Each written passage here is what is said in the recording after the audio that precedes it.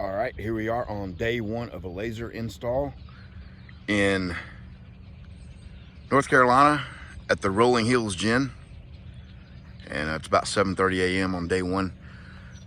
So there's a little house that I'm staying in, and this gin has some seasonal workers that come in the fall, and so this whole property here is designated for that, and the house right there is for the workers. They've got a few rooms in there, so I'm hanging out there, but we'll show you the rest of the install. We got a little shop that's, I guess, kind of like a little annex right through those trees right there, and that's where the laser is going to be.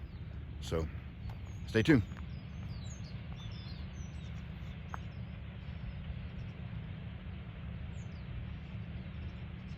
That's a seed. There's a seed in there. Oh, gotcha. And okay. it's got fuzz growing on it. Yeah. Which is cotton, right? So basically what we do is that. We got people that want that, and you got people that want that, but nobody wants it hooked together. Yep. So that's Eli Whitney's whole thing was metal saw blades in between metal ribs in between them.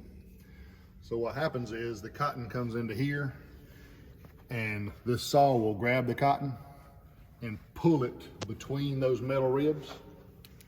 All right, so it grabs the cotton. It doesn't cut the cotton, it just grabs it. And if you can imagine, it pulls it through there. Well, the seed's too big to fit, so it slaps up against that metal, and then it just, almost like jerking somebody's hair out, it just pulls the cotton off the seeds. So the blade is doing the pulling? Blade pulls the cotton through the ribs. And then the ribs get the seed out. And on the back side, there's a brush that brushes the lint off of the saw. So when the saw comes around, it's clean again. Oh yeah. 200 horsepower, huh? Mm-hmm. Now that's just like a single phase 110? No, 480 volt. And then that's the computer that he watches YouTube videos and plays solitaire on or whatever. Depending on how the place is running. But basically, the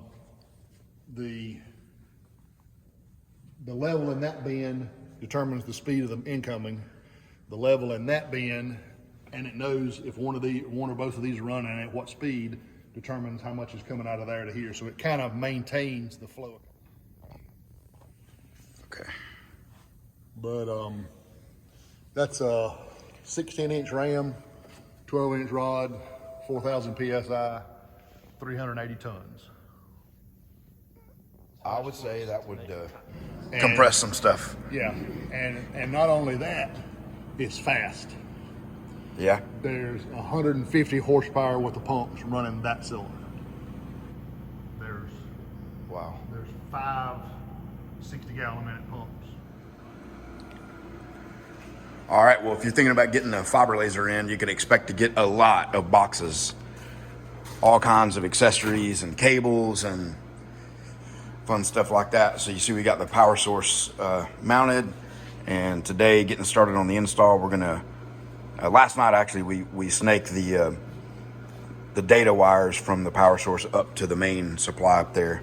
And then today, this is the fiber optic cable. It's gonna get snaked all through the drag chain, all the way up and over to the head. So we're gonna work on that here this morning.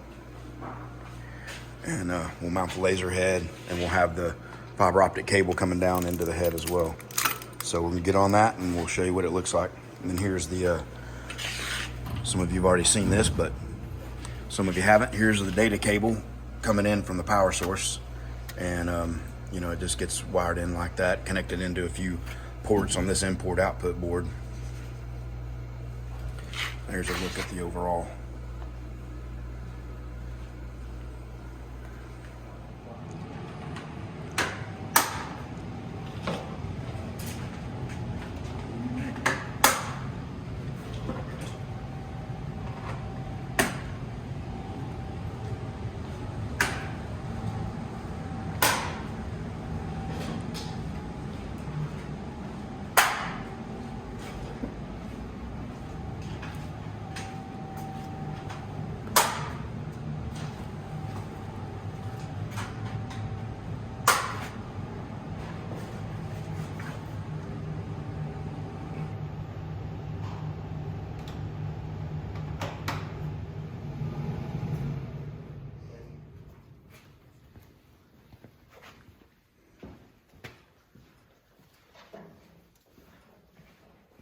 That was our idea right there.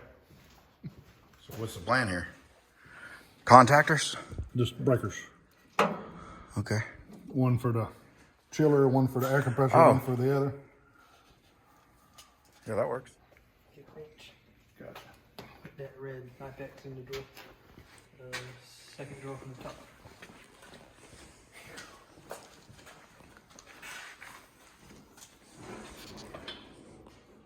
What is that? 2 or all or? I think it's number 2. No, 3 aught. 3. Yeah, 3 aught. This 3 aught, this is number 4. So, should be plenty.